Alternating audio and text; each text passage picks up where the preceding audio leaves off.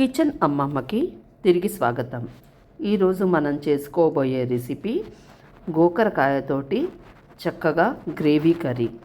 ఇది రోటీలోకి అన్నంలోకి కూడా చాలా బాగుంటుంది.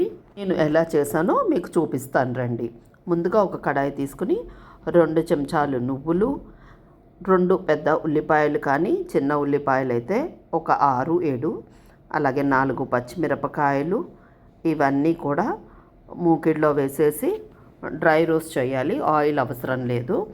జస్ట్ కొంచెం సేపు వేయించాక తర్వాత ఎండు కొబ్బరి ముక్కలు ఒక 4 చెంచాలు కూడా వేసి వేయించాను. తర్వాత కూకరకాయని క్లీన్ చేసుకుని సన్నగా తరుక్కుని కడుక్కుని ఒక మూకిడి పెట్టుకుని అందులో ఒక 2 చెంచాలు నూనె వేసి ఈ గోకరకాయ ముక్కల్ని కొద్దిగా వేయించేసుకుని ఒక 5 నిమిషాల పాటు తీసి పక్కన పెట్టుకోవాలి.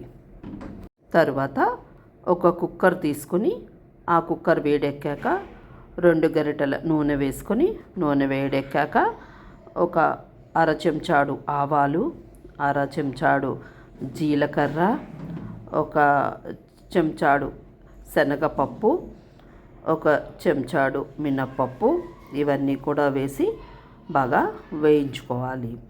ఇది డైరెక్ట్గా కుక్కర్లోనే చేసేస్తే దాంట్లోనే ఉడికించేస్తే ఒకటే గిన్నెలో అయిపోతుంది. ఇది వేగేలోపుగా మనం ఇందాక వేయించుకున్న పదార్థాలన్నిటినీ గ్రైండర్లో వేసి మెత్తగా పేస్ట్ రెడీ చేసి పక్కన పెట్టుకుందాము. ఈ లోపుగా తాలింపు వేగుతోంది. తాలింపు చక్కగా వేగాక కొద్దిగా కడిగిన కరివేపాకు అది కూడా వేసి వేపుకోవాలి.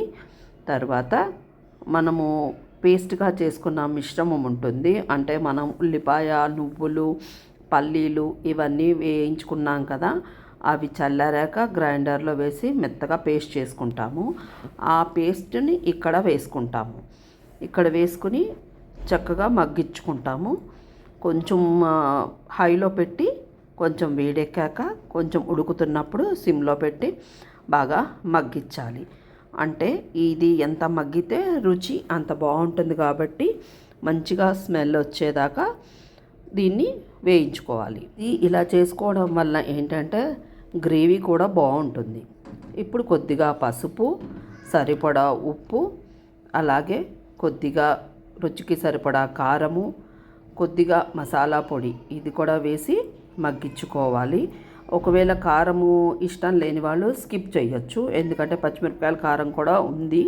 కాకపోతే కూర రంగు కోసము కొంచెం మేము కారం కూడా ఎక్కువ తింటాం, అందుకని నేను కారం వేశాను. ఇది ఎవరి ఇష్టాన్ని బట్టి వాళ్ళు వేసుకోవచ్చు.